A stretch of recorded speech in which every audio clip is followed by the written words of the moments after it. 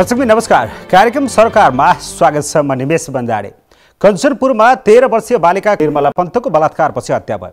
प्रहरीले एक मानसिक सन्तुलन गुमाएका व्यक्तिलाई दोषी भन्दै सार्वजनिक गर्यो। प्रहरीले वास्तविक अपराधीलाई लुकाउन खोजेको भन्दै स्थानीय प्रदर्शनमा उत्रिए। केही दिन महेन्द्रनगर रणभूमि जस्तै बन्यो। प्रहरीको गोली लागि एक बालकको मृत्यु भयो। बलात्कारपछि हत्या, अनुसन्धानमा प्रहरीको शङ्कास्पद भूमिका अनि स्थानीयको आक्रोशले सिङ्गो देशलाई तरङ्गित बनाइदियो। घटनाको अहिले थप अनुसन्धान हुँदैछ र घटनाका विभिन्न पक्ष उदाङ्गिँदैछन्। दर्शकवृन्द, डरलाग्दो तथ्य के छ भने कञ्चनपुरपछि पनि हरेक दिन जसो देशका विभिन्न ठाउँबाट बलात्कारका खबरहरू आइरहेका छन्। साना बालिकादेखि 60 नागेका वृद्धहरू पनि बलात्कारीको शिकार बनिरहेका छन्। यसरी समाजमा विभत्स, क्रूर र पाशविक खालका घटनाहरू पछिल्ला वर्ष वात्तै बढेको देखिन्छ। बलात्कार मात्र होइन, बलात्कारपछि हत्या गर्ने श्रृङ्खला पनि बढ्दो छ। अर्को दुर्भाग्य, पीडितले न्याय पाउन मुस्किल मात्र होइन, असम्भव जस्तै बनेको छ। पीडकलाई जोगाउन प्रहरी प्रशासनको दुरुपयोग र राजनीतिक संरक्षण भएको देखिन्छ। सतहमा आएका घटनामा पीडित झनै पीडित बनिरहेका छन् भने सामाजिक प्रतिष्ठालाई कारण देखाउँदै धेरै घटना भित्रभित्रै लुकाइएको अनुमान पनि गरिन्छ। किन बलात्कारका घटना बढ्दैछन्? कञ्चनपुरमा प्रहरी अनुसन्धान किन शङ्कास्पद बन्यो? पीडकलाई नै किन राजनीतिक संरक्षण हुन्छ? अनि अपराधीलाई कारबाही गर्न हाम्रा कानुन पर्याप्त नभएकै हुन् त? आजको सरकार यही विषयमा केन्द्रित हुनेछ।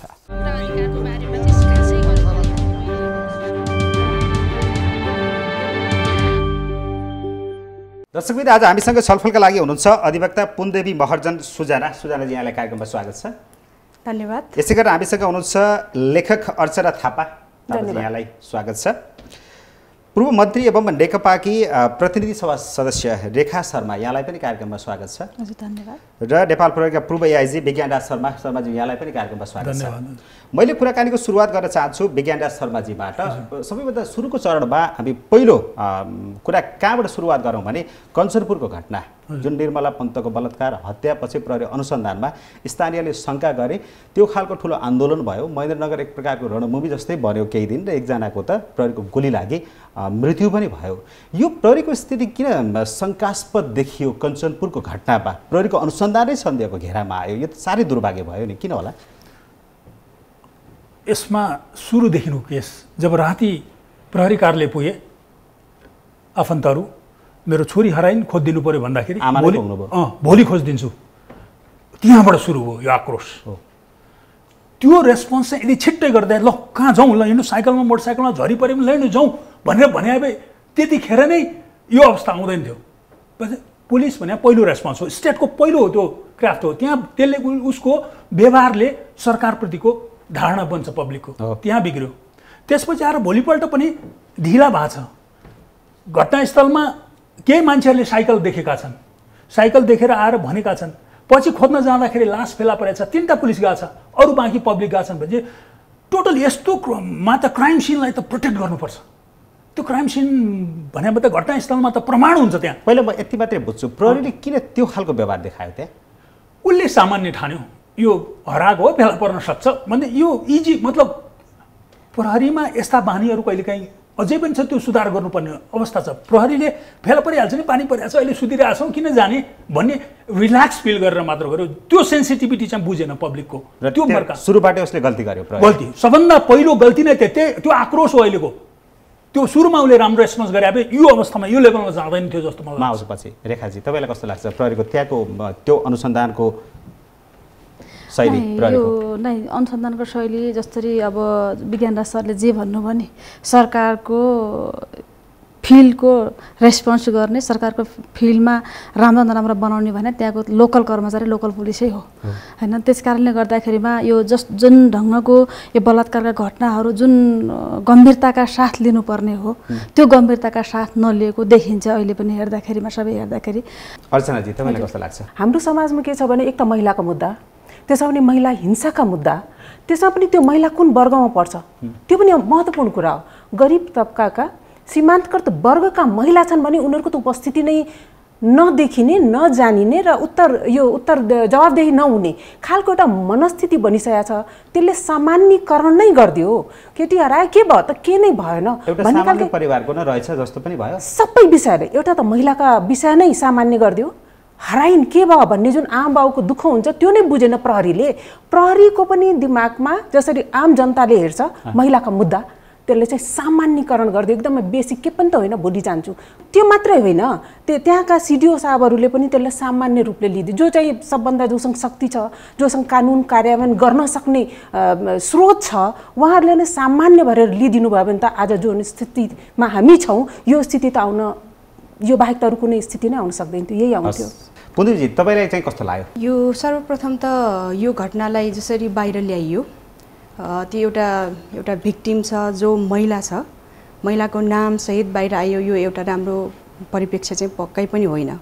एउटा मृत्यु पश्चात पनि मान्छेको आफ्नो एउटा अधिकार हुन्छ भन्ने कन्सेप्टमा हामी आइसकेका छौँ। अब जति कुराहरू अब हामीले सुन्नमा मिडिया थ्रो नै हामीले पाएका छौँ होइन त्यसलाई हेर्दाखेरि एउटा महिलाप्रति हेर्ने दृष्टिकोण एउटा स्टेट भएर जुन प्रोटेक्सन दिनुपर्ने इन्स्टिट्युसन हो त्यो इन्स्टिट्युसनले चाहिँ नेग्लिजेन्सीको पनि यति पार गरेको अवस्था देखियो। त्यसलाई चाहिँ अब पुनः फेरि अनुसन्धान गर्नुपर्ने भनेको एउटा इन्स्टिट्युसनमाथि नै एउटा एकदमै ठुलो प्रश्न खडा भएको जस्तो अनुभव चाहिँ भएको। ओके विज्ञानराजी प्रहरीले त्यहाँ केयरलेस गर्यो घटनालाई सामान्य ठान्यो र भोलि बिहान गए पनि यो घटनाले यो खालको रूप लिँदैन भन्ने मात्रै ठान्यो कि त्यहाँ कतै प्रहरीको कनेक्सन हुन पुग्यो त्यस्तो घटनामा त्यस कारणले गर्दा ब्याक भएको त होइन ढिला गरेको त होइन? एउटा कुरामा म अझ उहाँको भनाइमा विशेष गरी अनि म्याडमको भनाइमा अलिकति ठुलाबडाको परिवार भावे चाहिँ रातभरि कुद्थ्यो है। सिडिओ साहबले फोन गर्नुहुन्थ्यो एसपी साहबले फोन गर्नुहुन्थ्यो फेला परेन भनेको छ कुदिया छ। यहाँ मेल र फिमेल भन्दा पनि त्यहाँ वर्गको कुरा अलिकति आउँछ भोलि गरौँला नि बिचरा रुज्दै गएको छ त्यो अवस्था हो। र अब प्रहरीको सुरुका अवस्थामा जस्तो क्राइम सिनमा जानुपर्ने घटनास्थल यस्तो सेन्सिटिभ जहाँ रेप मर्डर भएको छ भने त्यो जतिको सेन्सिटिभ घटना कुनै पनि हुँदैन त्यस्तो हिनेस क्राइम कुनै पनि हुँदैन। त्यस्तो ठाउँमा जिम्मेवार अधिकारी जानु पर्थ्यो एसपी जानु पर्थ्यो सिडिओ साहब जानु पर्थ्यो फिल्डमा गए। अनि म्यामले भनेको चाहिँ यदि हुने खाने वर्गको मलाई समस्या परेको हुन्थ्यो भने राति नै दौडिन्थ्यो प्रहरी सामान्य परिवारको देख्यो उसले टेर्यो त्यो पनि हो यथार्थ हो। यो अलमोस्ट धेरैले गर्छन् यस्ता कुराहरू त्यहाँ त काम पनि देखाउनु पाइयो चाकडी पनि गर्न पाइयो नि त्यो एउटा पनि हो त्यो एउटा तर प्रोफेसनल अफिसरहरूले त्यसो गर्दैन त्यो गलत। मेरो अर्को प्रश्न सेकेन्ड प्रश्न के थियो भने कतै प्रहरीको कनेक्सन त्यहाँसम्म जोडिएको त थिएन त्यसलाई लुकाउनको लागि केही समय लिनका लागि त्यो ढिलाइ गरिएको म चाहिँ त्यो प्रश्न यसरी उठिरहेछ। म चाहिँ त्यो चाहिँ भन्दैन प्रहरीको सम्बन्ध सम्पर्क वा त्यो केससँग कनेक्टिभिटी त्यतिखेर छ भनेर गरेको जस्तो मैले अहिलेसम्म बुझेको छैन। अब पछिका चरणमा पछिका अनुसन्धानले के देखाउँछ अर्कै कुरो तर सुरुमा चाहिँ लापरवाही तल्लो लेभलबाट भएको। त्यहाँको एसपीलाई कारबाही स्वरूप फिर्ता बोलाइयो त्यति मात्रै नभएर निलम्बनमा सम्म राखिएको स्थिति छ र एसपी को आफ्नो मान्छे जोडिएको प्रश्न पटक पटक स्थानीयले उठाइरहेका छन् पत्र पत्रिकामा आम रूपमा आइरहेछ यो कनेक्सन त्यतातिर सङ्केत गर्न खोजेको थिएँ मैले। म चाहिँ केमा र त्यहाँको नगर प्रमुखहरूको सम्बन्धलाई पनि लिएर जोडिएको छ एकदम हेर्नुहोस् मैले पनि धेरै अनुसन्धान गरेको छु अनुमान र अनुसन्धान बीचमा प्रमाण चाहिन्छ। अनुमानले सबैले गर्न सक्छन् त प्रमाणले रिलेट गर्नु पर्यो अनुसन्धानलाई। अब त्यहाँको अवस्थामा त्यहाँका प्रहरीको संलग्नता प्रहरीका आफन्तका संलग्नता कुराहरूमा सुरुमा हेर्नुहोस् जिल्ला प्रहरी कार्यालयले टोली इन्भेस्टिगेसन टोली गर्यो अञ्चलले गर्यो क्षेत्रले गर्यो केन्द्रबाट सिआइबीले गरेको सिआइबीमा फाइनल प्रतिवेदन नदिँदै एउटालाई ल्याएर उभ्याइएको छ प्रोफेसनल अफिसरहरूले काम इन्भेस्टिगेसन गरेका छन्। पुलिसले हेर्नुहोस् अलिकति कहिलेकाहीँ मलाई दुःख पनि लाग्छ पुलिसलाई हेर्ने चस्मा चाहिँ अलिकति परिवर्तन गर्नुपर्छ। पुलिस हिजोको जस्तो पुलिस छैन। मैले आज कसैको एकजनाको ठुलो मान्छेको लेख पढेको थिएँ पुलिसले अझै पनि पञ्चायती संस्कारमा चाहिँ ट्रेनिङ दिन्छ भन्ने कुरा होइन बाबा। म पुलिसमा परिवर्तन आएको छ पुलिस सबै पुलिस त्यस्तो छैन केही पुलिसहरूमा त्यस्तो होला सामान्य अपवाद बाहेकका घटनाहरूमा यो केसमा पनि पुलिसले अनुसन्धान गर्नुपर्ने कुराहरूमा अनुसन्धान गरिरहेको छ अझै पनि गरिरहेको छ।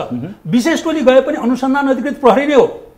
विशेष टोलीले त त्यहाँ बिग्रन नदिनलाई डेबेट होलान् कि आफ्ना मान्छेलाई बचाउलान्। हस् मैले त्यो घटनासँग कतै सुरक्षाकर्मीहरूको सम्बन्ध जोडिएको त थिएन भन्ने प्रश्नमा यो कुराहरू गरिरहनु भएको छ। यहाँनिर प्रुफ छैन प्रमाण छैन भनिरहँदाखेरि प्रधानमन्त्रीले हिजो मात्रै केही सम्पादकहरूलाई भेटेर पत्र पत्रिकाका सम्पादकहरूलाई भेटेर प्रहरीमा भर पर्यौँ हामी प्रहरीबाट केही आउला निचोड भन्दै चाहिँ स्थिति लम्बियो र यहाँसम्मको विकराल स्थिति आइदियो भनेर प्रधानमन्त्रीको मुखबाट आइरहेको छ।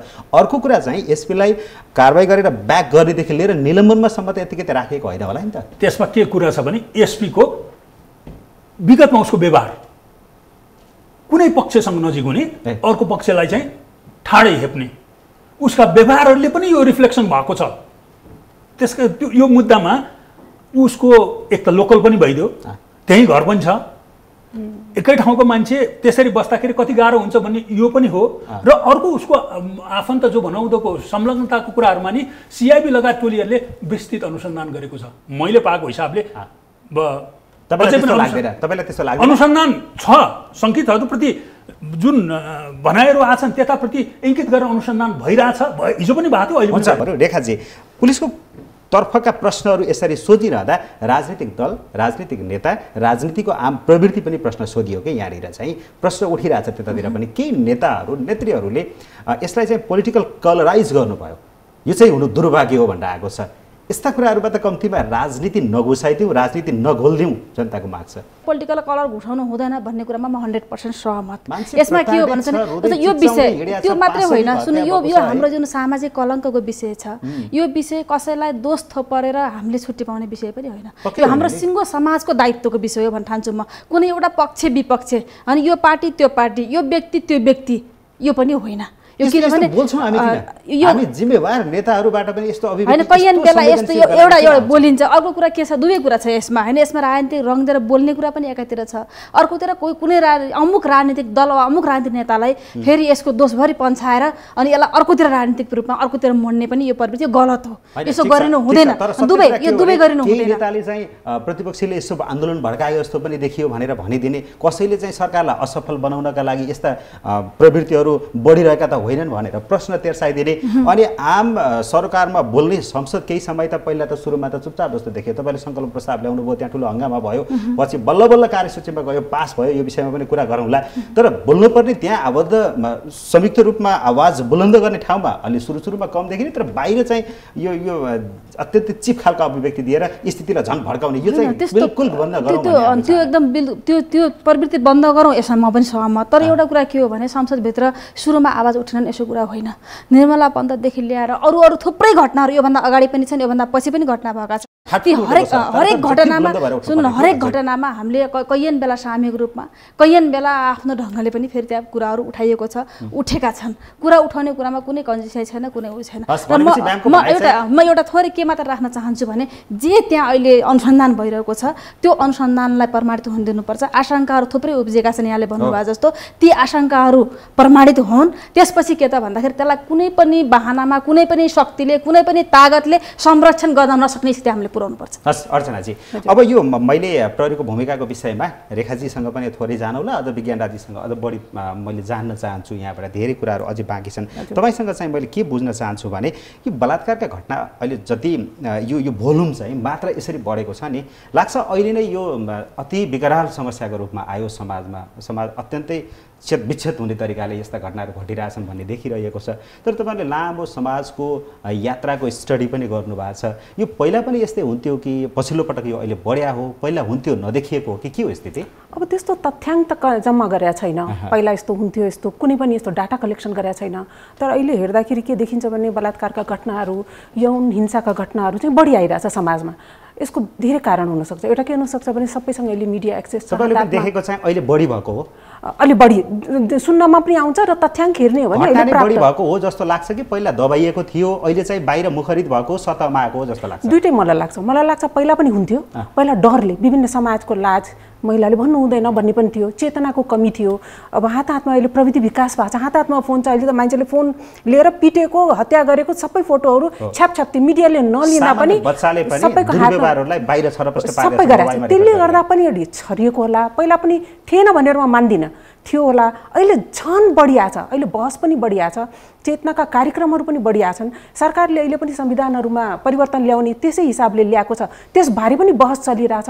मलाई लाग्छ एउटा कारण छैन, तर पक्कै यो बढी बहसमा चाहिँ आएका मुद्दाहरू हुन्। अब यहाँनिर चाहिँ यो यस्तो घटनाहरू बलात्कार त्यसपछि पाशविक खालका हत्याका घटनाहरू घट्नेमा त प्रत्यक्ष पुरुष संलग्न देखियो नै, यसमा त जगजाहेर छर्लङ्गै छ होइन, दोषी नै उही हो। तर यहाँनिर अरू पनि प्रश्न उठ्दाखेरि महिला र आम हाम्रो सामाजिक मनोवृत्तिमा पनि त्यस्तो समस्याहरू छ, सच्याउनु पर्ने सुधार्नु पर्ने हुन्छ कि? पक्कै छ, किन छैन। अब अहिले सामाजिक सञ्जालहरूमा जब मान्छेहरूले अथवा विशेष गरेर महिलाहरूले आक्रोश प्रकट गर्छन्, त्यहाँबाट स्वतः ग्रुप बन्दो रहेछ। होइन यो त पुरुषले गरे होइन, यो महिला र पुरुषको अहिले विवादको विषय बनेको छ। महिला र पुरुषको विवादको विषय नै होइन, यो त अपराध र दण्डहीनताको विषय हो। तर पनि अहिले पनि हामी यसलाई राजनीतिक रङ दिन्छौँ। अहिले रेखाजीले भन्नुभयो प्रश्न गर्नु हुँदैन। मलाई लाग्छ प्रश्न प्रत्येक पाइलामा गर्नुपर्छ हामीले। जबसम्म हामीले प्रश्न गर्दैनौँ, समाधान पनि खोज्दैनौँ, हामीले आफै पनि आत्मसमीक्षा गर्नुपर्छ। कस्ता केसहरू आइरहेछन्, कस्ता केस मिडियाले ल्याइरहेछ, कस्ता केस दबाइन्छन्, शक्तिमा भएका हिंसाहरू का कुराहरू दबाइया छ कि त्यो बाहिर आउँदैन कि, त्यसमा पनि यसको विभिन्न आयामहरूमा हामीले एकदम प्रश्न गर्नुपर्छ, छलफल गर्नुपर्छ। आयामहरूमा अलिअलि कमजोरी छन्, जताकतैका समस्याका पालहरू टाल्नु पर्ने छ, थुप्रै कमजोरीहरू छन्। अनि जबसम्म हामीले बहसमा ल्याउँदैनौँ, यसले सार्वजनिक बहसको मुद्दा बनाउँदैनौँ, यसलाई चाहिँ हामी एउटा राजनीतिक एउटा दलले अर्को दलमाथि आक्षेप मात्रै गर्ने खालका बहसका मुद्दा बनाउँछौँ हामीले चाहिँ, अथवा महिलाले पुरुषलाई, पुरुषले महिलालाई मात्रै होइन, अथवा हाम्रो सामाजिक चालचलनलाई मात्रै आक्षेप गरेर पार लाग्दैन। हामीले चाहिँ अपराध किन भइरहेछ, कस्तो खालका अपराध भइरहेछ, किन अपराध बढिरहेछ समाजमा, त्यहाँ पनि हामीले विश्लेषण गर्न जरुरी छ। सम्झिएरै गर्नु होला तपाईले, खास कारणहरू के हुन् भन्ने विषयमा म समय दिन्छु। महर्जनजी, यो जबरजस्तीकरणको यो दर चाहिँ विशेष गरेर हामीले बाहिरतिर हेर्दाखेरि यसलाई करेक्सन पनि गरिदिन सक्नुहुन्छ, तपाईँहरूले पनि सच्चाइ दिन सक्नुहुन्छ। क्यापिटल सिटी, ग्रोइङ खालका सिटीहरू, बन्दै गरेका सिटीहरू र बोर्डर एरियामा यो अलि बढी समस्याको रूपमा पनि देखियो भन्ने छ, त्यस्तो हो? मेरो अनुभवले चाहिँ यो के भन्छ भनेदेखि अहिलेसम्मको अनुभवले यो स्थान विशेष अथवा यो लुगा छोटो लागेको कारणले गर्दाखेरि विभिन्न कुराहरू बहाना बनाउँछ नि, त्यो चाहिँ वास्तवमा एउटा बहाना मात्रै हो। एउटा मान्छेमा एउटा चेतनाको स्तर नभएपछि त्यो कुनै पनि कुराहरू हामीले लुकाएर राख्दाखेरि त्यो भित्र के छ भन्ने कुराहरूमा अलि बढी नै हामी खुल्दुली हुन्छौँ। यो भनेको चाहिँ घटनाहरू कुनै ठाउँ विशेषले भएका छैनन्, सर्वत्र नै ठाउँ विशेषले भएका छैनन्। विज्ञानजी, यसमा म तपाईँको जस्तो यो विकसित देशमा सबभन्दा बढी छ, अमेरिकामा सबभन्दा बढी छ, क्यानाडामा बढी छ, जर्मनमा बढी छ, मृत्युदण्ड दिने सजाय दिने ठाउँहरुमा पनि विकास बढी भएको छ नि, यो क्राइम रेट बढी छ। अनि मैले अघि भनेको चाहिँ क्यापिटल सिटी, ग्रोइङ सिटीहरू या बोर्डर एरियामा यस्तो घटनाहरू बढेको हो। डेफिनेटली एकदम यो तपाईँ हाम्रो डाटामा त्यो कुरा रिभिल गर्छ, एकदमै सही हो। यो किन भएको छ भन्दाखेरि प्रविधिको विकास एउटा सबभन्दा पहिला। प्रविधिको विकास सँगसँगै के भएको छ भने रिपोर्टिङ पनि बढेको छ, अपराध पनि बढेको छ। अपराध किन बढेको छ तपाईँ जानुहोस् बाल सुधार केन्द्रमा, म त जान्छु हेर्छु, यो ठिमीदेखि पोखरामा त्यो अधिकांश बच्चाहरू जबरजस्तीकरणीमा थुनिएका छन्। किनभने मैले कतिलाई इन्ट्रोगेसन गर्दाखेरि मतलब सोद्धा भन्दाखेरि फिल्ममा हेऱ्यौँ, नेटमा हेऱ्यौँ, त्यही भएर मन लाग्यो। प्रविधिले विकृति पनि ल्यायो, विकृत मानसिकता बनाइदियो। विकृत मानसिक अलमोस्ट जानु 60% भन्दा बढी बालबच्चा त्यो प्रविधिका कारणबाट अपराधी भएको छन्। मलाई यसमा केही एड गर्नु मन लाग्यो। प्रविधि सँगसँगै पनि अहिले चाहिँ हाम्रो एउटा अनुसन्धानकै विषय हो यो फुड र न्युट्रिसनको कुराहरू।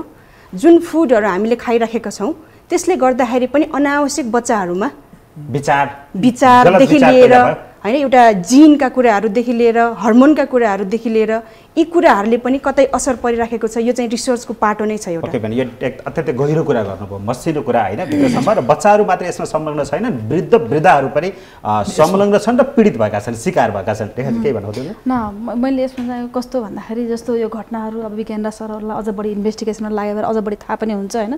हामीले पनि कस्तो पाएको छौँ भन्नुहुन्छ भने जस्तो यो लागु पदार्थ, दुर्व्यसन जे छ नि समाजमा, मूल रूपमा त म के भन्छु भने महिलाहरूलाई भोग्यको रूपमा हेर्ने जुन पुरुष मानसिकता पितृस्तरमा समाज छ हाम्रो, मूल कारण राजनीतिक कारण त्यो हो होइन। उपभोग्य वस्तुको रूपमा हेर्ने र अब त्यो महिलाहरू त्यही साधन भन्दा अरू होइनन् भनेर सोच्ने कि हामी चाहे पनि नचाहे पनि त्यो पुरुषले मात्र सोच्छ भन्ने पनि तपाईँलाई उठाउनु भएको थियो। त्यो पुरुषले मात्र सोच्छ भन्ने होइन, हाम्रो आम समाजको त्यो कल्चर, त्यो संस्कृति जुन लामो समयदेखि बन्दै आयो, एउटा त्यसो कारण नै मुख्य कारण हो। र अर्को कुरा अब जस्तो विज्ञान राज्यले हाम्रो महराजले जो भन्नुभयो त्यसमा थप एड के पनि हो भन्दाखेरि जस्तो धेरै कुराहरूमा जस्तो इन्भेस्टिगेसन गर्दाखेरि लागु पदार्थ त्यसको पछाडिको कारण भइदिन्छ। जस्तो त्यो प्रविधिको दुरुपयोग पनि आफ्नो ठाउँमा छँदैछ होइन, लागु पदार्थ दुर्व्यसनमा फस्ने अथवा धेरै जस्तो चिजहरू त्यो रक्सी खाएर गएका घटनाहरू पनि हुने।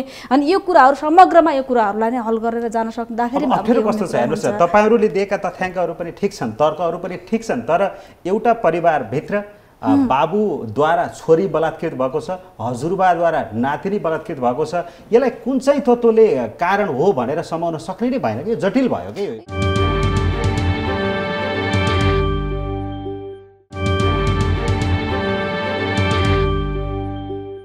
एउटा परिवारभित्र बाबुद्वारा छोरी बलात्कृत भएको छ, हजुरबाद्वारा नातिनी बलात्कृत भएको छ, यसलाई कुन चाहिँ तत्त्वले कारण हो भनेर समाउन सक्ने नै भएन कि जटिल भयो कि। यो त अपराध मानसिकता, अपराध मान्छे चोरी किन हुन्छ, डकैती किन हुन्छ भन्ने कुरा नै हो। प्रहरीलाई सबभन्दा ठुलो अप्ठ्यारो यही हो।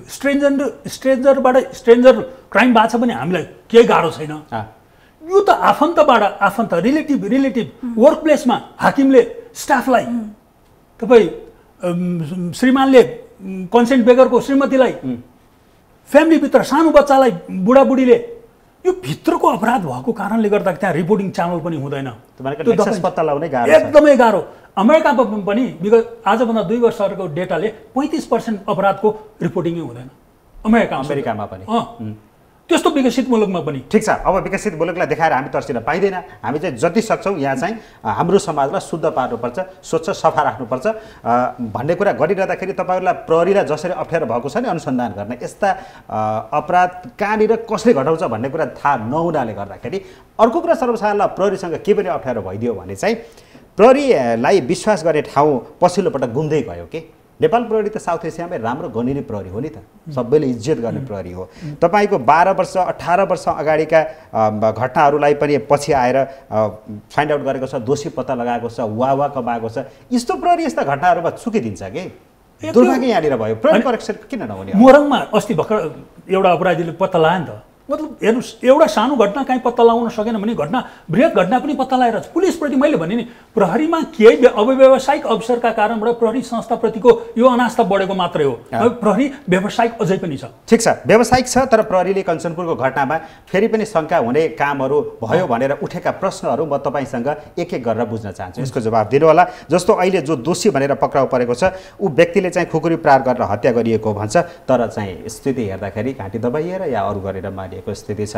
पोस्टमार्टमहरूले त्यसरी भन्छन्। यसरी पनि आँखा अगाडि छर्लङ्ग छ स्थिति, तर प्रहरीले फेरि त्यसरी एउटालाई दोषी उभाइदिन्छ अनि स्थानीय आक्रोशित नभएर के गर्ने, शङ्का नगरेर। सबैभन्दा गाह्रो अहिले पुलिसलाई के पर्यो भने कुनै पनि केसमा हिजोको अवस्था हामीले गर्ने प्र्याक्टिस, कुनै शङ्कित मान्छेहरूलाई म्याडम पनि हुन्छ कानुनको, हामीले त्यसलाई एकैताली ठुलो केस लगाउँदैन थियौँ, सार्वजनिक अपराधमा ल्याएर थुन्थ्यौँ।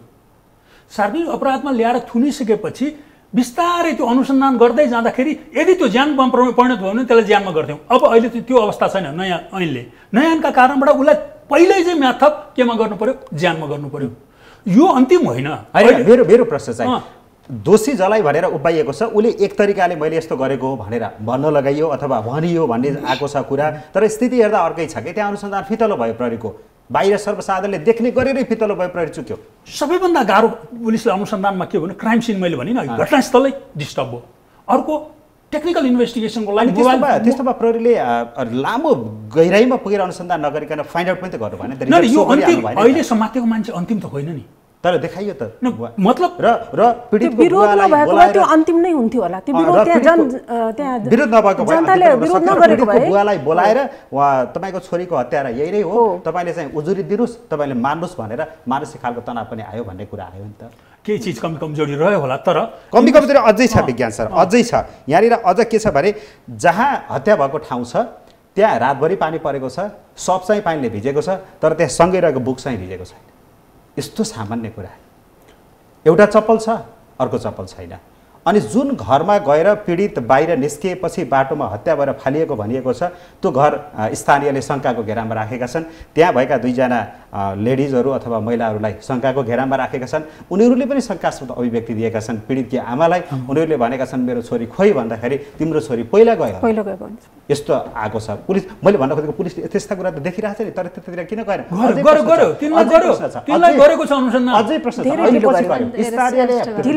महेन्द्रनगरमा त्यत्रो नारा जुलुस गरेर व्यापक बबन्डर भइसकेपछि बल्ल उनीहरूलाई पक्राउ गरेर ल्याइएको छ र अहिले अदालतबाट म्याद थपेर अनुसन्धानको घेरामा पछिल्लो टोलीले लिएर राखेको छ। हिजोको अवस्था म्याद थप नगरिकन अनुसन्धान गरेको थियो, इभन पोलिग्राफ टेस्ट पनि गरिसकेको थियो तिनीहरूलाई। अब यो कुरा मैले यहाँ रिभिल गरेँ। भन्नुहोस् ल के भयो? अब उनीहरूको इन्भल्भमेन्ट कति छ भन्ने कुरामा उनीहरूका डिटेलहरू कल डिटेलदेखि लिएर पोलिग्राफ टेस्ट पनि गरिएको छ। यो कुरा मिडियामा आएको छैन, भनिदिनुपर्छ। त्यसकारण पुलिसले नगरेको, सिआइबी टोलीले त्यो दुईटा केटी जो साथी बनाउँदा जहाँ गएका थिए तिनका एउटा त माइनर भयो, त्यो जो माइनर भएको कारणले उसलाई पोलिग्राफ टेस्ट गराइएन, अर्कोलाई गराइयो र उनको सम्बन्ध जो ठुला बडाका छोराहरू बनाउँदासँग छ कि छैन भनेर डिटेल एनालाइसिस पनि भएको छ।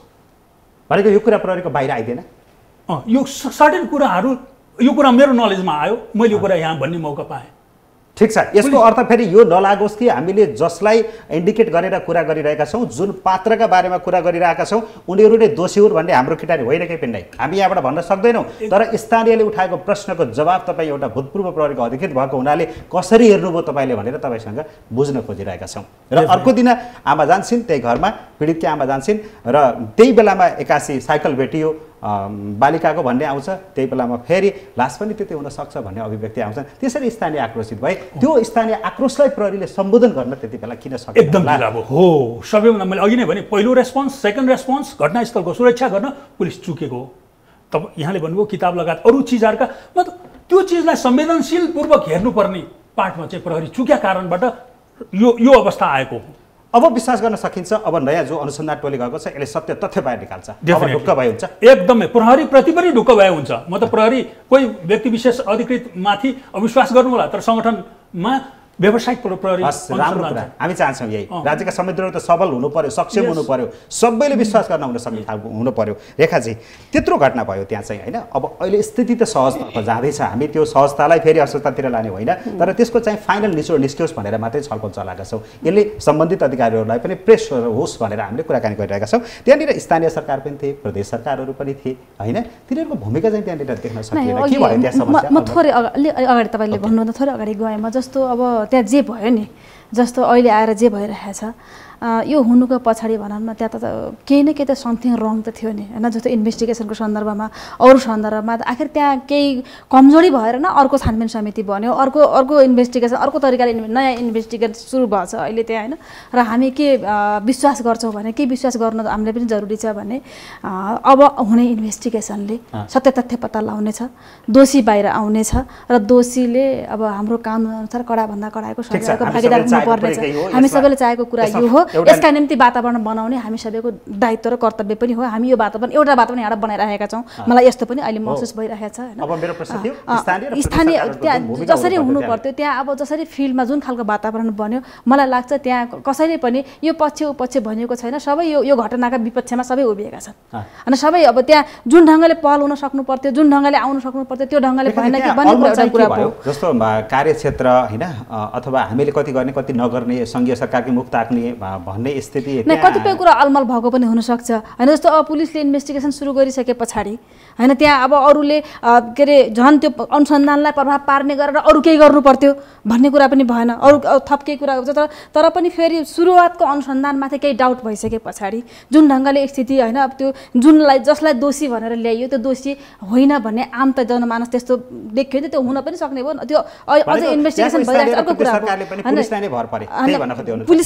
पुलिसमाथि भर त पर्नै पर्यो नि, हामी नपरेर के गर्ने, पर्नु त पर्छ होइन। अब त्यहाँ जुन ढङ्गले पहल लिनु पर्थ्यो नि, मैले अहिले अब थोरै हामी यसको समाधान कसरी होल सोसाइटी एउटा मात्रै घटनाको होइन कि होल उसको यो समग्रतामा कसरी जाने भन्ने बेलामा पनि त्यो छलफल गरौँला होइन। जस्तो हाम्रा स्थानीय तहहरूले अब आफ्नो जुन कानुन निर्माणहरू भइरहेका छैनन् नि, प्रदेशका निम्ति पनि कानुन निर्माण ढिलो भइरहेको छ कि यो सबै कामहरू, त्यो गर्दाखेरि स्वतस्फूर्त रूपमा केही गर्न सक्नुपर्छ जनप्रतिनिधिले, त्यो कुरामा सहमत होइन। तर उनीहरूलाई जुन कानुनी सीमा समस्या बाध्यताहरू छ नि त्यसले पनि केही समस्याहरू पारे हुनसक्छ भन्ने मलाई लाग्छ। तर पनि फेरि स्वतस्फूर्त रूपमा केही गर्न सकिन्थ्यो यस्ता विषयहरूमा भन्ने कुरा चाहिँ साँचो हो। त्यहाँ कसरी के भएर पहल लिन सकिएन त्यो कुरा चाहिँ बुझ्नुपर्ने कुराहरू हुन्छ। हस् अर्चनाजी, तपाईँलाई मैले अघि पनि रोकेको थिएँ कारणहरूका विषयमा केही कारणहरू आयो, प्रविधिको प्रयोग दुरुपयोग जे भने पनि, अनि जहाँ विकास बढी भइरहेको छ त्यस्तो ठाउँमा यस्ता घटनाहरू घटे भन्ने कारण छ। त्यो बाहेक अरू कारणहरू पनि तपाईँलाई मैले अघि रोकेको हुनाले त्यो पनि म जवाफ दिन्छु। तर म पहिला फेरि विज्ञान क्षेत्रमै आउँछु। उहाँले चाहिँ के भन्नुभयो भने डाटाहरूको अनुसार विकसित देशमा चाहिँ बढी हिंसाहरू हुन्छ। यसमा फेरि मेरो प्रश्न के हुन्छ भने हामीले नेपालमा अहिले पनि हिंसा भनेको के हो भने केही बुझ्ने नबुझ्ने जनता छ। पढे लेखेको शिक्षित वर्गमा पनि यो हिंसा हो, जस्तै वैवाहिक बलात्कारका कुराहरू हिंसा हो भनेर बुझाउन नसक्ने स्थितिमा हिंसा भनेको के हो, त्यसको डाटा कसरी गर्ने, नेपाल कुन र्याङ्कमा छ भनेर हामी कुरा गर्न सक्दैनौँ। पहिलो कुरा अनुसन्धानको कुरा, अनुसन्धान नै तथ्य हो, अनुसन्धानले नै अपराधी यो भनेर निर्गोल गर्छ।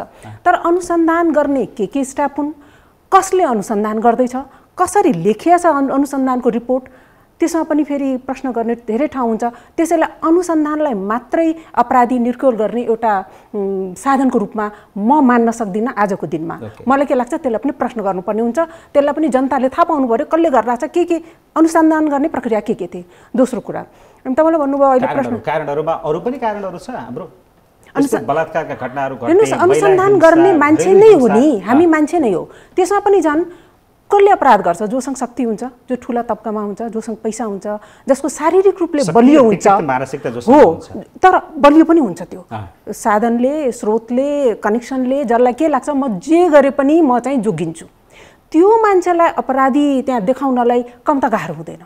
सबैले, प्रहरीलाई पनि गाह्रो हुन्छ, त्यहाँका दलहरू छन् भने पनि गाह्रो हुन्छ, एउटा पीडितलाई पनि गाह्रो हुन्छ।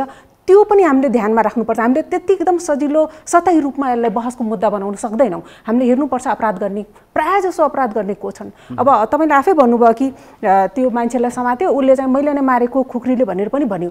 कुन स्थितिमा उसले आत्मस्वीकारोक्ति गर्यो होइन भनेपछि त्यो ल्याएका जुन अहिले गरेका अनुसन्धानहरू छ त्यसमा पनि कमी कमजोरी र कहाँ बसेर गरिन्छ अनुसन्धान त्यसमा पनि कमजोरी हुन्छ। अर्को कुरा चाहिँ गम्भीर कुरा, पछिल्लो पटक बलात्कार त यस अगाडि पनि भएका थिए होला, आएको थिएन होला जुन अनुमान गरिरहेका छौँ हामी। पछिल्लो पटक बलात्कारका घटना जसरी सङ्ख्यामा बढी आइरहेको छ त्यसै गरेर बलात्कारपछि हत्या गर्ने यो अझ वास्तविक तरिकाले हत्या गर्ने क्रम पनि बढ्यो कि यो अझ बढी ठुलो दुर्भाग्य भयो, मान्छेको ज्यानै गइदियो पीडितको। यो स्थिति चाहिँ किन भएको छ? किन बलात्कारले हत्या नै गर्न उद्यत भइरहेछ? धेरै कारण हुनसक्छ। एउटा त दण्डहीनता, अपराधीलाई समातेर त्यसमा मिडियाको पनि म ठुलो हात देख्छु। अहिले के हुन्छ हामीले समाचार पढ्दाखेरि आज पनि हत्या भयो, पोखरामा पनि हत्या भयो, आज पनि यहाँ छ। तर कसरी हत्या भयो, अपराधीलाई समात्यो कि समातेन, कस्ता खालका चित्रहरू बनाएको हुन्छ, महिला यस्तो डराएर यस्तो गरेर बाँचेर यस्तो गरेर, त्यसले पनि एक प्रकारको मानसिकता के देखाइरहेछ भने महिला त कमजोर हुन्छ, यसले जे पनि गर्न पाइन्छ। महिला शारीरिक रूपले कमजोर हुन्छ, यसलाई चाहिँ जोगाउने कोही छैन, जोगाउने कोट अनकोट। अहिले सोसियल मिडियामा पनि चेलीबेटी जोगाउनै गाह्रो भयो भन्ने खालको हाम्रो सोचाइ नै यस्तो भयो कि चेलीबेटी हामीले जोगाउनु पर्छ, महिलालाई कमजोर छन् भने सबै तबकामा शिक्षित वर्गमा पनि एक प्रकारको यो सोचाइ आछ, महिला जोगाउनु पर्छ, चेलीबेटी जोगाउनु पर्छ भनेको प्रोटेक्सन गर्नुपर्छ, त्यो खालको सोचाइ त पहिलादेखि थियो, धार्मिक कालदेखि नै थियो। त्यसपछि नीति निर्माण बने, त्यसमा पनि त्यही खालको सोचाइ छ अहिले पनि। र अहिले चाहिँ हेर्छौँ हामी चाहिँ अहिले यो दुईवटा संहिता पनि निकालिसक्यौँ, त्यही पनि सोचाइ त्यही खालको शिक्षित वर्गमा के छ भने छोरीबेटी जोगाउनुपर्छ। चित्रहरू पनि मिडियाको नि म यसमा ठुलो उत्तरदायित्व देख्छु, कसरी रिपोर्टहरू उठाइया छ, कसरी त्यसलाई पाठकसम्म पुर्याइया छ, के खालको शिक्षा, के खालको सन्देश गएको छ, जस्तै कसरी प्रस्तुत गरिएको छ भने यो बलात्कारका घटनाले सेन्सरलाइज मात्रै गरे हो कि राम्रो कुरा गर्नुभयो मैले, जस्तो महिला कमजोर रूपमा देखाइन्छ हैन, कमजोर रूपमा देखाइन्छ। त्यसपछि चाहिँ अपराधीको कुरै हुँदैन, महिलाको नाम, महिलाको बाउको नाम, महिलाको पोजिसन, भने त्यसलाई चाहिँ ठुलो छरपष्ट पारिन्छ। अर्को कुरा नि अर्चनाजी, यहाँनिर बलात्कारपछि हत्याको घटना बढ्नुमा चाहिँ अनुमान गर्नेहरूले र अनुसन्धान विज्ञानजीले पनि 1 मिनेटमा भनिदिनु होला, म उहाँलाई पनि टाइम दिन्छु। बढी महिलालाई चिनेका नजिकका आफन्तजन वा भनौँ महिलासँग परिचित वा बालिकासँग परिचित मान्छेहरूले त्यस्ता खालका उनीहरूले हत्या गर्छन् बस्नको लागि भन्ने आएको छ। यो सही हुन्छ हो? यो होला, हुन सक्छ जस्तो लाग्छ मलाई। एकदमै हो, हुन सक्छ। एकदम नजिकका मान्छे, घरमा आफन्त, उनीहरू हत्या गर्न उद्यत हुन्छ। त्यसपछि अस्ति भर्खर एउटा अपहरण भएको हेर्नुहोस् यहाँ कोटेश्वरमा, त्यही कसले गर्यो त? त्यही पेन्सन जो घरमा आइरहेको थियो, नजिकका मान्छेबाट धेरै हुन्छ। एकदमै डेटिङ गर्ने एक्स्ट्रा म्यारिटल अफेयर्सहरू बढी भएका मान्छेहरूले बढी। यसको साइकोलोजी भनेको के? त्यही आफू बस्ने नै हो अपराधबाट बच्नको लागि कि अर्को? उसलाई बोलाउनु, सबभन्दा पहिला उसलाई जहाँ मन लाग्यो त्यहीँ बोलाउन सहिलो हो। विश्वास मैले जोड्दैछु बलात्कारपछि हत्याको कुरालाई। हत्या पहिला त्यति सुनिएको थिएन कि अहिले हत्या नै भइरहेछ कि फेरि? हत्या गरेपछि के भने सजिलो भयो नि त, आफ्नो आइडेन्टिटी पत्ता लागेन। अझ त्यसमा 2-4 जना साथीहरू ग्याङ रेप पनि हुन्छ, भइदियो भने झन् एउटाले अर्कोलाई पोल्ला भनेर त्यो पनि गरिदिन्छन्। यो सबै चिज चाहिँ आनन्दसँग समय लिएर उनीहरूले सबै चिज हटाउँछन्। यो नजिकका मान्छेले गर्छन् धेरै जसो। महर्जनजी, कारबाहीको कुरा के छ? अब ठ्याक्क बताइदिनुहोस् त हामीलाई, यस्ता बलात्कारी र बलात्कारपछि हत्या गर्नेहरू अपराधीहरूलाई कारबाही के हुन्छ? निमेशजी, म तपाईँको प्रश्नको जवाफ दिनुभन्दा अगाडि मलाई एउटा कुरा के भन्नु मन लाग्यो भनेदेखि, समाजमा यो बलात्कार भन्ने चिज मैले चाहेर हुने होइन नि, म माथि हुने हो नि त, होइन? तर मलाई कसैबाट बलात्कृत म भएँ भनेदेखि आजकै दिनदेखि मेरो श्रीमानले मलाई छोड्छ, मेरो परिवारले मलाई छोड्छ, मेरो समाजले मलाई छोड्छ। त्यसको स्ट्रङ मेकानिजम भनेको स्टेट हुनु पर्थ्यो नि त, मलाई सुरक्षा दिनु पर्थ्यो नि, उल्टो आइसोलेट गराएर राखिन्छ। अनि अनुसन्धान अथवा यो लिगल प्रोसिड्युरमा जाँदाखेरि पनि म पटक बलात्कृत हुन्छु। सो हामीसँग यस्तो ट्याबुको रूपमा छ कि यसलाई हामीले सहज रूपमा कसैले पनि स्वीकार गर्दैनौँ। न तपाईँले गर्नुहुन्छ न मैले नै गर्छु। मैले मेरो छोराको बिहा गर्नु पर्यो। एउटा महिला हरेक हिसाबले एङ्गलले सक्षम छन्, तर उनी कुनै समयमा बलात्कृत भएकी रहेछन्। तपाईँ सक्नुहुन्छ उहाँलाई स्वीकार्न? अहिलेसम्म हामी त्यो यस्तो ट्याबुमा छौँ, त्यसलाई हामीले यहाँबाट डिलिट गर्नै सक्दैनौँ। त्यसैले हामीले जतिसुकै ठुल्ठुलो कुरा गरे पनि यसलाई सहज रूपमा स्वीकार्ने एउटा वातावरण नभएसम्म यो कानुन अहिले जति स्ट्रङ कानुन हामीले पाएका छौँ, आएको छ भर्खरै, होइन? त्यो कानुन पनि इम्प्लिमेन्टेसन जति उहाँ सरले भन्नुभयो जस्तै कानुन जतिसुकै फितलो भए पनि, कानुन जतिसुकै स्ट्रङ भए पनि, बताइदिनुहोस् त अब त्यसोलाई कारबाही के हुन्छ? अहिलेको पछिल्लो कानुनलाई अदालतमा गएर न्याय पाउने नपाउने त अर्को फेरि बहसको कुरा छ, बहसको कुरा हो। तर अहिले भदौ 1 गतेदेखिको कानुनलाई अब हामीले अनुसरण गर्नुपर्छ।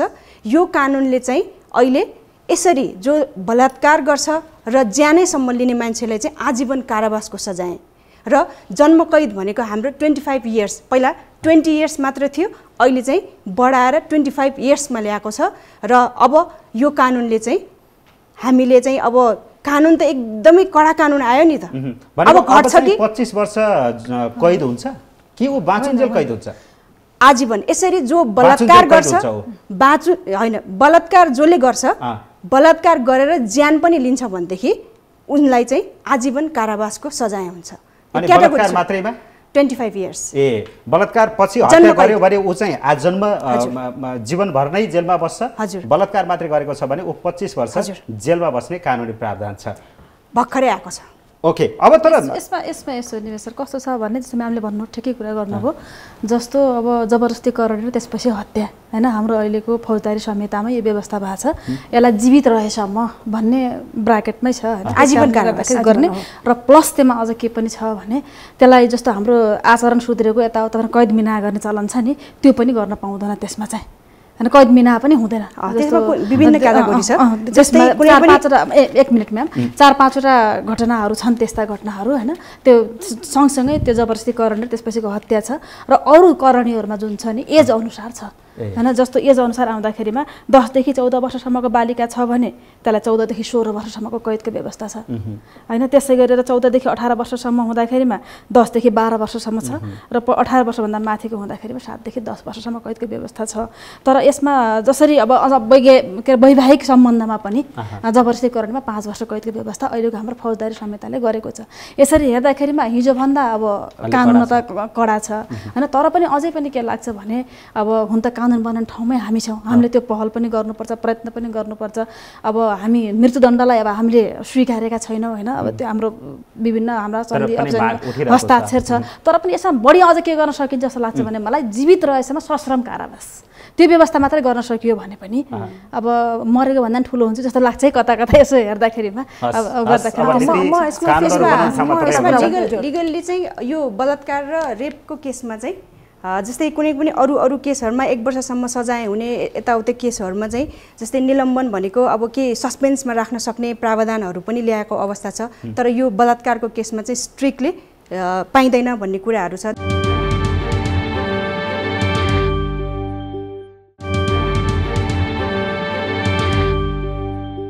न्याय प्रणालीमा पीडितले न्याय पाउन चाहिँ निकै गाह्रो भयो भन्ने छ कि अदालतको संवेदनशीलता पनि कमजोर भयो, त्यहाँले फितलो छ भन्ने छ। तपाईँको भोगाइ चाहिँ के हो? हाम्रो प्रमाण जुटाउनै पनि यो विषयमा कठिन, प्रहरीको तर्फबाट पनि भन्नुभएको छ अनुसन्धान गर्न कठिन छ, जेलिएको स्थिति हुन्छ भन्नुहुन्छ। अदालतले पनि सिरियसली नलिदिएको भन्ने त्यसै हुँदैन, घरिघरि त्यसलाई क्यान्सल गरिन्छ। त्यो अब अहिले चाहिँ अब हाम्रो सरले भन्नुभएको जस्तै एउटा इन्डिपेन्डेन्ट यो इन्स्टिट्युसनले जुन इन्भेस्टिगेसन गर्छ त्यो इन्डिपेन्डेन्ट इन्स्टिट्युसन सँगसँगै एउटा इन्डिपेन्डेन्ट लयरहरूको पनि त्यहाँ व्यवस्था भयो भने अलिकति त्यो इन्भेस्टिगेसनलाई चाहिँ थप बल मिल्थ्यो भन्ने हाम्रो पनि अभिप्राय हो। त्यसमा चाहिँ कहिले पनि कसैको पनि चासो गएको देखिँदैन र कोर्टमा आइसके पछाडि पनि कति कुराहरू प्राइमेरी नै बिगारेर ल्याइसके पछाडि कोर्टमा आएर हामीले भनौँ न घर बनाउँदाखेरि जग्गै राम्रो भएन भनेदेखि माथि तल्ला मात्र राम्रो बनाएर त त्यसको एक्सपेक्टेसन इन्भेस्टिगेसनकै पार्ट हो। इन्भेस्टिगेसनमा सबभन्दा ठुलो रोल पुलिसको राम्रो रोल हुनु पर्यो। अब यसमा मुख्य कुरा कानुनमा चाहिँ यसको हदम्याद जति छिटो चाहिँ पीडित चाहिँ रिपोर्ट गर्न आउँछ नि त्यतिखेर त्यति नै प्रमाण चाहिँ सङ्कलन गर्न सक्छ। उसको स्वाबहरूदेखि लिएर उसको कल डिटेलदेखि सबै। अब यो हदम्याद अहिले सायद निकै 1 वर्ष हदम्यादमा कुनै सबुत प्रमाणै फेला पर्दैन। अब कतिपय प्र्याक्टिसमा आइआयो अहिले कन्स्टिट्युसनल मतलब एकदम स्वीकृति सहित भएको कुरा पनि रेपमा परिणत भएर आइरहेछ। केटाकेटी भाग्छन् अनि गएर भोलि बाबुआमाले छुट्टाएर ल्याइसकेपछि अनि केटीलाई दबाब पर्छ रेपमा जाहेरी दरखास्त दियो भने। अब दरखास्त दिन अब त्यो केटी मान्छे बिचरा के गर्ने, अब आफ्नो इज्जत बचाउन पनि दरखास्त दिनुपर्छ। अनाहकमा मान्छे थुनिरहेको अवस्था पनि छ, यसलाई पनि चेक गर्नुपर्ने अवस्था छ। अर्को कुरा चाहिँ पीडित जो छ नि, पीडितले बयान दिने नाममा पनि यति पीडित हुँदै जान्छ कि घटना घटिसकेपछि आएर पुलिससँग एउटा अन द स्पट पनि बयान दिएको होला, प्रहरी चौकीमा आएर बयान दिन्छ, वकिलहरूसँग त्यही बयान दिन्छ, अदालतमा त्यही बयान दिन्छ।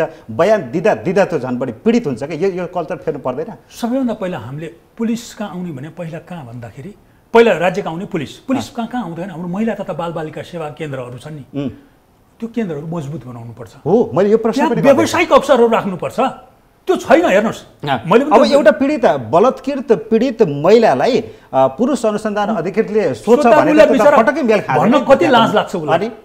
त्यो संस्कार छैन है। हाम्रो सबै अहिले पुरुषले नै गर्ने होइन, होइन छ। कतिपय ठाउँमा महिला सेवा केन्द्र छ, अनुसन्धान कर्मीहरू कतिको काबिल छन्, यहाँनिर प्रश्न हो नै के छ भने सबभन्दा ठुलो प्रहरीमा पनि छ जस्तो लाग्छ, कार्यान्वयन नभएको होइन। तर के प्रवृत्ति के छ भने हामी महिला भनेर गर्छौँ, रिक्रुट गर्छौँ, तर महिला सेवा केन्द्रमा पोस्टिङ गर्दाखेरि चाहिँ सोर्स लाएर अरू ठाउँमा जानु खोज्छन्।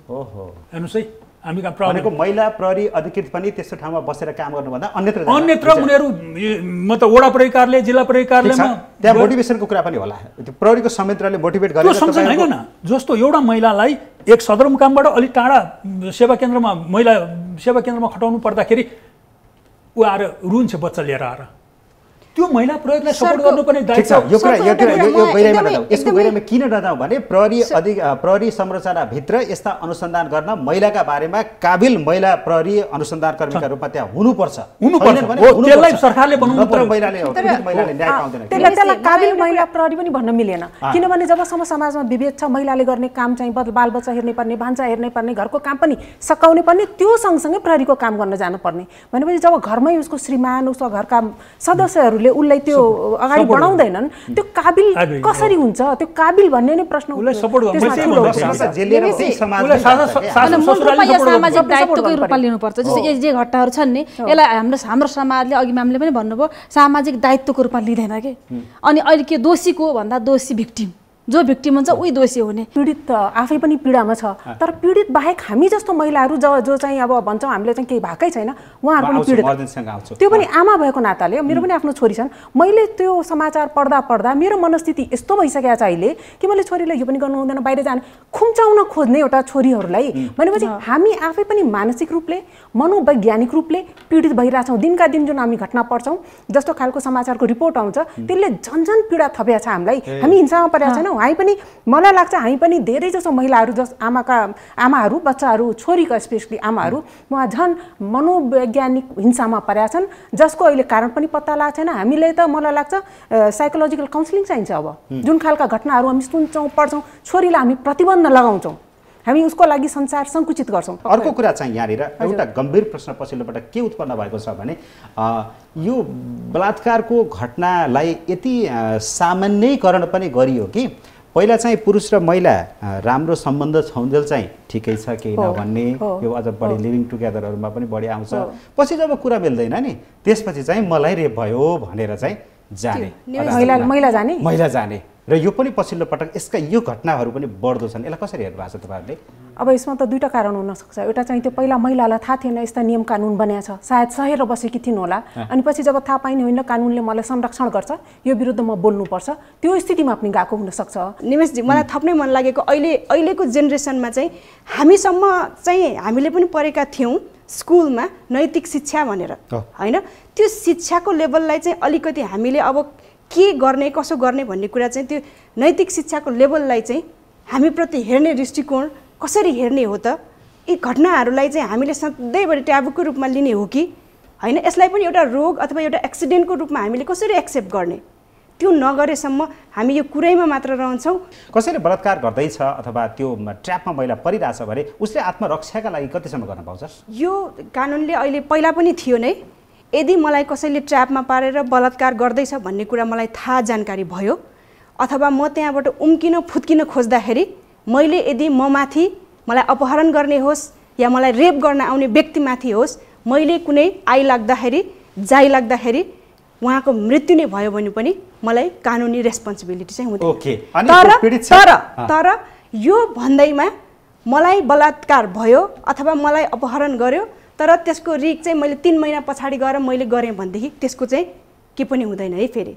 तर घटना जब घट्दैछ घटनास्थलमा कन्टिन्यू हुनु पर्यो त्यो चाहिँ है, यो कुरा चाहिँ अन द स्पोट हुनु पर्यो। अनि त्यो अदालती झन्झट त्यो झमेला त्यसमा गएर उसले कसरी न्याय पाउने होला? एउटा कुरा यसमा चाहिँ मैले अब पीडितहरूलाई सरकारले कुनै एउटा सेल बनाइदिएर फ्री वकिलहरू राख्दिएर लड्ने व्यवस्था सबैतिर गर्दैन कस्तो होला? चाहिँ छ तर अब त्यसको एक्सेस चाहिँ सबैतिर छैन। अहिले अब लिगल प्रोभिजनहरू पनि यस्तो यस्तो हुन्छ, मैले तपाईँहरूलाई अहिले बताइराख्न पनि यो टाइमले पनि सायद दिँदैन, तर मैले बताउनै पर्ने कुरा एउटा के हो भनेदेखि क्षतिपूर्तिका कुराहरू छ, होइन? क्षतिपूर्तिको प्रिन्सिपल भनेको वास्तवमा के हो भनेदेखि राज्य यस्तो इन्स्टिट्युसन हो जसले चाहिँ हामी सबैजनाको प्रोटेक्सन गर्नुपर्छ। प्रोटेक्सन नगरेको बापत उसले हामीलाई सुरक्षा दिनुपर्ने कर्तव्य त उहाँ राज्यको हो नि त। राज्यले सुरक्षा दिन नसकेको कारणले मैले क्षतिपूर्ति पाउने हो। तर विडम्बना के छ, अहिलेको ऐनले पनि क्षतिपूर्ति जसले ममाथि हिंसा गर्छ उसैबाट मात्रै भराइ पाउने भन्ने कुराहरू छ। तर कुनै ठाउँमा चाहिँ अदालतले आदेश चाहिँ के गर्न सक्ने रहेछ भनेदेखि त्यो कोषबाट तत्काल चाहिँ छ भनेदेखि कोषबाट गर्नुपर्छ भन्ने कुराहरू चाहिँ आदेश दिन सक्ने प्रावधान चाहिँ छ। तर यो वास्तवमा सोलली चाहिँ स्टेटको रेस्पोन्सिबिलिटीको कुरा हो। महिलाहरूले पनि पछि चाहिँ अन्डरस्ट्यान्डिङमा सम्बन्धहरू राख्ने, पछि चाहिँ बलात्कारको रूपमा भयो भनेर अप्ठ्यारो परेको भन्ने कुरा पछिल्लो पटक केही उदाहरण आएका छन्। यो कुरालाई हामी लुकाउन मिल्दैन, छलफलमा ल्याउनै पर्छ। तपाईँको अनुभव कस्तो छ? एकदमै यो बढेको छ, यसलाई चाहिँ रोक्नुपर्छ। कसरी हुन्छ, नभए निर्दोष मान्छे फस्ने सम्भावना धेरै छ, धेरै भएको छ। हामीले केस चलाउनु परेको छ, प्रेसर यति हुन्छ। फेरि हेर्नुहोस् यो चिजमा सही भिक्टिमवाला सँगसँगै त्यो फेब्रिकेटेड पीडितलाई पनि त्यसरी डेभलप गर्ने समूह पनि छ फेरि ठाउँ ठाउँमा छ, उनको त्यो खेती पनि छ त्यहाँ। त्यो भिक्टिम चाहिँ कहाँ जान्छ फेरि त त्यो वापस जारी दरखास्त दर्ता गर्छन् प्रहरीका, त्यसपछि बयान गर्न बोलाउँदाखेरि बेपत्ता, बिचमा लेनदेनका कुराहरू हुन्छ। यो पनि छ, यो विकृति पनि छ। अहिलेको कानुनले चाहिँ झुट्टा आरोप लगाउने माथि पनि दण्ड सजाय गर्ने भन्ने व्यवस्था आएको छ। यो पनि राम्रो छ, झुट्टा आरोप कसैले लगाउने अहिले प्रमाणित हुँदैन, सही प्रमाणित हुँदैन भने चाहिँ उसले पनि एउटा यसो होला कि अझै रेखाजी म तपाईसँग आउँछु। मैले एउटा प्रश्न चाहिँ तपाईँलाई के गर्छु भने नि, पुलिसले जसरी त्यहाँनिर अप्ठ्यारो परेको छ यो केस बढिया छ भन्दै हुनुहुन्छ, अर्को कुरा के छ भने पुलिसले मिलापत्ता गर्नतिर अलिक बढी किन लाग्छ? होइन, अहिले प्रहरी घटना गम्भीर भएर आउँछ, तपाईँहरू जानु घरतिर मिलाइदिनुहोस्, गाउँतिर मिलाइदिनुहोस्, यो यहाँसम्म नल्याउनुहोस् भन्ने हुन्छ भन्ने होइन नि त पुलिसले। तर व्यवसाय मतलब व्यवहारिक हेर्न खोजे अब कति व्यवस्था हेर्नुहोस् है, मैले पनि कति मिलापत्र गराएको छु, नभए होइन। त मिलापत्र गरेका कारणमा उसको राम्रो हुन्छ भने त गराइदिनुपर्छ। यदि केही ठाउँमा त राम्रो भावना कतिपय ठाउँमा अपराधै भाटोमा त मिलापत्र गराउनु अपराध हो, त्यो फेरि अपराध हो। रेखाजीसँग जान चाहे संकल्प प्रस्ताव जसरी दर्ता गराउनु भयो संसदमा, त्यसलाई कार्यसूचीमा राख्न पनि अप्ठ्यारो भएको थियो, तपाईँले धेरै प्रेसर दिइसकेपछि कार्यसूचीमा आयो, पारित भयो। अब आम जनताले बुझ्न खोजिरहेछन् यसपछि हुन्छ के? संकल्प प्रस्ताव पारित भयो भने तपाईँले विद्यालय शिक्षासम्मको कुरा गर्नुभएको छ यो विषयमा अलिकन यसलाई अलि डिटेल खुलाइदिनु। डिटेलमा भन्छु, योभन्दा पहिले थोरै अघि उठेको कुरामा थोरै राख्छु म। मलाई कस्तो लाग्यो भने जस्तो यो जबरजस्ती के अरे सहमतिमा सम्बन्ध हुने, त्यस पछाडि फेरि अब त्यसलाई जबरजस्ती करनीमा जाने भन्ने छ नि, एउटा त त्यो हाम्रो थापामा उठाउनु भएको कुरा पनि हुँदै हो। र अर्को म यसमा के आग्रह गर्न चाहन्छु भने यत्रो धेरै घटनाहरू हुन्छन् होइन, यत्रो धेरै घटनाहरूको एक दुईवटा प्रतिनिधि पात्र हुन् कि होइन। अनि मैले यो अपवादलाई जेनरल बनाउने कुराले चाहिँ फेरि अर्को नकारात्मक प्रवृत्तिको ढाकछोपमा जान्छ कि भन्ने यति मात्रै आग्रह। यसको प्रस्तावमा हामीले जे विषय उल्लेख गऱ्यौँ पाठ्यक्रममा, जस्तो अहिले जुन हामीले कानुनी ज्ञान म्यामले यहाँ व्याख्या गर्नुभयो होइन, यो कानुनी ज्ञानका कुराहरू पनि समावेश गर्न जरुरी छ। यो के हो बलात्कार किन हुन्छ, विद्यालय शिक्षा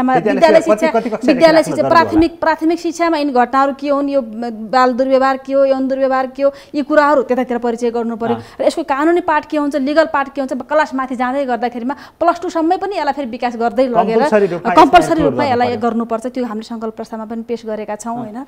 अनि अझ मलाई सङ्कल्प प्रस्तावमा हामी त्यति बेला त्यसलाई समावेश गर्न सकेनौँ, त्यहाँ अलिकति हाम्रो पनि पुगेन जस्तो मलाई अहिले लाग्छ। अहिले मलाई के लागिरहेको छ भन्नु चाहिँ धेरै अहिले बिचमा अध्ययन पनि गरियो, गर्दाखेरि हाम्रो जस्तो रेप रिस्क सेन्टरहरू जस्तो के जस्तो हरेक स्थानीय तहले गर्न सक्ने हो कि होइन। हाम्रो 753 स्थानीय तह छन् अहिले।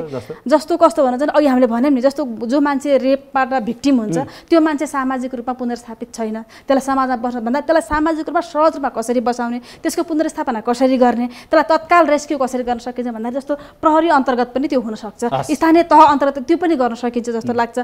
र मूल कुरा मैले भन्ने के हो भन्दा एउटा पहिलो कुरा हाम्रो सामाजिक चेतना जे छ नि, राजनीतिक चेतना र सामाजिक चेतना बिचको अन्तर्विरोध भयो भन्ने लाग्छ क्या मलाई। हामी राजनीतिक रूपमा हक अधिकार कुरा धेरै गर्न सक्ने भइहाल्यौँ, तर सामाजिक चेतना हामी धेरै पछाडि छौँ। यसको अन्त्य कसरी गर्ने पहिलो चुनौती यो हो। त्यसका निम्ति एउटा त्यस्ता खालका अब सामाजिक अभियानहरू चलाउनु पर्छ, त्यसको नेतृत्व राज्यले गर्नुपर्छ। 1 मिनेटमा विज्ञान राज्यले गर्नुपर्छ र सबैलाई कम गर्न न्यूनीकरण गर्न सकेला। प्रहरी प्रमुखहरू हाम्रो मान्छे पठाउने होइन, राम्रो मान्छे पठाउनु पर्यो, व्यावसायिक मान्छे पठाउनु पर्यो।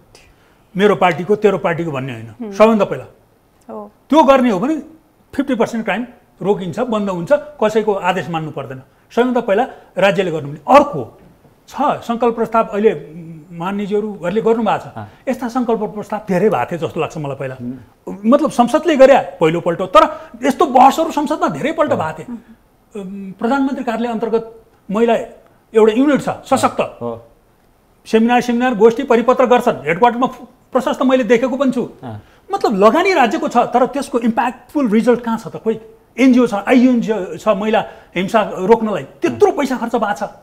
4 होटलहरूमा पैसा खर्च भयो, ग्रास रुटमा गयो होइन। त्यसमा एउटा द्वार प्रणालीबाट त्यो कामहरू गर्नु पर्यो रोकिनलाई, नभए जथाभावी भएको छ त्यसलाई व्यवस्थित गर्नु पर्यो। अर्चनाजी प्रश्न के कसरी यसलाई न्यूनीकरण गर्न सके? अब यसमा त राज्यको उत्तरदायित्व पनि छँदैछ। अब राज्यको अब ठुला बडाहरूले पनि महिलाका विषयलाई, यौनका विषयलाई यो महिलाको ट्याउँ भनेर भन्न थाल्यो भने चाहिँ त्यहाँ समस्या सुरु हुन्छ। त्यहीबाट सामान्यीकरण गरेको थाहा हुन्छ कि महिलाका विषय भनेको महत्त्वपूर्ण विषय होइन नि, यिनीहरू चाहिँ पछि गर्दै गरौँ ल, पहिला अरू काम गरौँ भन्ने खालको मनस्थिति। अङ्गमा गएका महत्त्वपूर्ण मान्छेहरूमा पनि त्यो संवेदनशीलता हुनु पर्यो। त्यो संवेदनशीलता हुनु पर्यो र त्यसलाई जुन प्रकारले भनिन्छ, हुन त हाँसोको विषय होला मिडियामा, तर त्यसले हाँसो मात्रै गरेर त्यहाँ सकाउँदैन। यसले के देखाउँछ भने महिलाका विषय चाहिँ गौण हुन्, महिलाले बोल्ने चाहिँ महत्त्वपूर्ण कुरा गर्दैनन्, गन्थन मात्रै गर्छन्, त्यसरी लिनु भएन। अर्को कुरा त्यो राज्यले गर्ने त छँदैछ, इन्स्टिट्युसनमा जस्तो खालको डिस्क्रिमिनेसन छ त्यो त छँदैछ। त्यो बाहेक मलाई लाग्छ आमा भएको नाताले हामी सबै आमाले पनि आफ्नो दायित्व बोध गर्नुपर्छ। घरमा हुने छोरासँग गर्ने कसरी व्यवहार, हामी छोरा बच्चादेखि जब हुर्काउँछौँ, छोरीलाई कसरी हुर्काउँछौँ, छोरालाई कसरी हुर्काउँछौँ, छोराले जा बाबु तैँले सबै गर्दा हुन्छ भन्ने खालको जुन खालको आत्मविश्वास दिन्छौँ नि, कहीँ त्यही उद्दण्डतामा त परिवर्तन हुँदैन। हामीले घरमा छोरा कसरी हुर्काउँदैछौँ, हामीले घरमा छोरी कसरी हुर्काउँदैछौँ, त्यो पनि प्रत्येक नागरिकले, महिलाले मात्रै होइन, महिला पुरुष हामी सबैले घरमा के गर्न, राज्यले गर्ने त छँदैछ, राज्यले गर्ने भनेर हामी बहस गर्छौँ, हामीले घरमा के गर्दैछौँ भनेर पनि एकचोटि हेर्नुपर्छ, घरबाट पनि हेर्नुपर्छ जस्तो लाग्छ। मैले चाहिँ यो विषयमा 1 मिनेट पोइन्ट वाइज भने, एक त अनेस्टी हुनु पर्यो, एउटा इन्स्टिट्युसन, एउटा इन्डिभिजुअल होइन, हरेक क्षेत्रको। अनि दोस्रो भनेको हामी सबैजनाले चाहिँ यो हरेक कुरालाई चाहिँ अनेस्टी हुने बित्तिकै हरेक ठाउँबाट चाहिँ यसलाई चाहिँ प्रपरली काम हुन सक्यो भने चाहिँ यो न्यूनीकरण चाहिँ हुँदै जान्छ। हस्, यहाँहरू 4जनालाई धेरै धेरै धन्यवाद छ बहसका लागि र अपेक्षा गर्छौँ यस्ता घटनाहरू समाजमा न्यूनीकरण हुँदै जानेछन् र तपाईँ हाम्रो भूमिका अझै प्रभावकारी हुँदै जानेछ, हुन जरुरी छ, यही अपेक्षा गर्छौँ हामी यहाँबाट। धन्यवाद चाहिँ यहाँलाई। धन्यवाद।